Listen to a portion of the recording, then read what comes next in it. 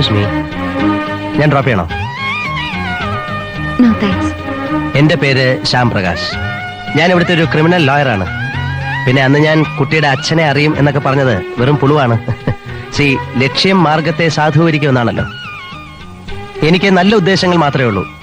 അതിപ്പോ എങ്ങനെയാ തുടങ്ങേണ്ടതെന്ന് അറിയില്ല. എന്റെ ഒരു പേഴ്സണൽ കേസ് പ്രസന്റ് ചെയ്യാനുണ്ട്. അതിനൊരു തീരുമാനം എടുക്കേണ്ടത് കുട്ടിയാണ്. In this case you are the judge.